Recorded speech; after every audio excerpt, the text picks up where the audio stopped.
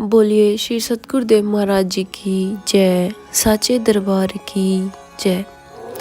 आप सभी भक्तों ने यह तो सुना ही होगा कि ये जो काल है स्वर्णिम काल है।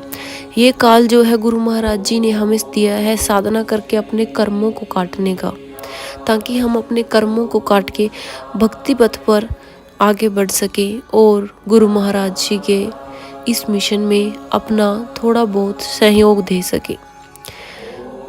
इस काल के बाद जो भी एक काल आएगा वो होगा नवयुग।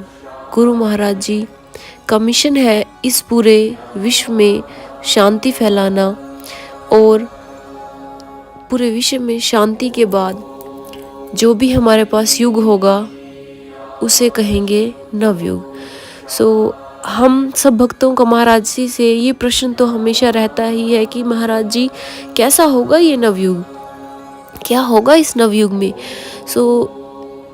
इसी प्रश्न का उत्तर देते हुए गुरु महाराज जी ने एक अपने शिष्य को दिव्य अनुभूति में यह बताया कि नवयुग कैसा होगा, नवयुग में क्या क्या आपको देखने को मिलेगा।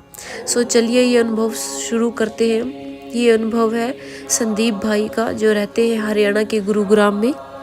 उन्होंने बताया कि एक दिन जब मैं साधना में बैठा तो महाराज जी से बार बार अंतर्मन से एक ही प्रश्न उठ रहा था कि महाराज जी आप समाधि से कब वापस आएंगे, कब नवयुग आएगा और ये नवयुग देखने में कैसा होगा।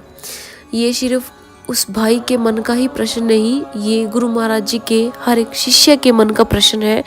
सबका यही प्रश्न रहता है कि कब महाराज जी लौट कर आएंगे, और जब आएंगे तो वो नवयुग देखने में कैसा होगा, क्या हम इसका हिस्सा बन पाएंगे। तो तभी गुरु महाराज उस भाई ने देखा, उसे एक दिव्य अनुभूति हुई कि मुझे एक हल्की सी झलकी सी दिखाई देने लगी, और इसके बाद अंतर से एक प्रेरणा फूट उठी, जिसमें नवयुग की बहुत ही सुंदर परिभाषा उसने उसे सुनाई दी उन भाई को। उन्होंने गुरु महाराज जी ने उन्हें बताया कि नवयुग में न का मीनिंग क्या है, व का क्या अर्थ है, यू का क्या अर्थ है और ग का क्या अर्थ है। गुरु महाराज जी ने हर एक अक्षर को अलग अलग उस गुरु भाई के सामने रख दिया। गुरु महाराज जी ने बताया न अर्थात नूतनता व नवीनता, अर्थात हर ओर आपको एक नयापन देखने को मिलेगा। संकुचित सोच से हटके, विचारों के बोझ से हटके आपको मन के विचारों से मुक्ति मिलेगी और हर एक मानव इन विकारों से मुक्त हो जाएगा।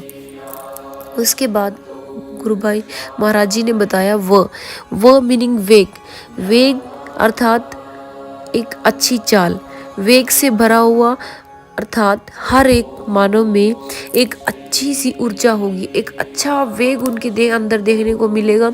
ना ही कोई जीवन में उनके हताशा होगी और ना ही निराशा होगी। उसके बाद गुरु महाराज जी ने बताया यू अर्थात युवा शक्ति से निर्मित होगा। तो यहाँ हमारे मन में एक प्रश्न उठता है कि युवा के साथ साथ कुछ हमारे जो बड़े हैं वो भी इसका हिस्सा बनेंगे, तो वो युवा कैसे कहलाए। तो इसका भी जो हल है वो गुरु महाराज जी ने दिया।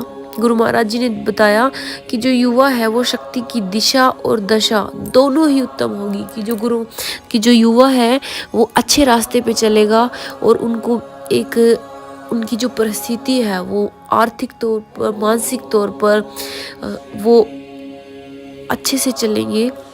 उन्होंने बताया ऐसे परिवेश में जो 80 साल का जो वृद्ध है वो भी एक 20 वर्षीय युवा की तरह दौड़ेगा, उसमें भी एक अलग ही ऊर्जा दिखाई देगी। ग का मीनिंग होता है गगनचुंबी कीर्तिमान स्थापित होगा, अर्थात एक ऐसा युग जो श्रेष्ठता को प्राप्त कर चुका होगा। किसी भी मानव के मन में एक दूसरे के प्रति कोई भी दुर्भावना, कोई भी द्वेष नहीं होगा। तो ऐसे नवयुग को लाने के लिए ही गुरु महाराज जी ने समाधि को धारण किया है, और वो लौटेंगे और नवयुग आएगा ही आएगा। और फिर ये नारा उस दिन हर ओर पूरा होता हुआ दिखाई देगा। शांति कैसे आएगी? ब्रह्म ज्ञान से। ब्रह्म ज्ञान कहाँ से मिलेगा? दिव्य ज्योति जागृति संस्थान से। बोलिए श्री सतगुरुदेव महाराज जी की जय।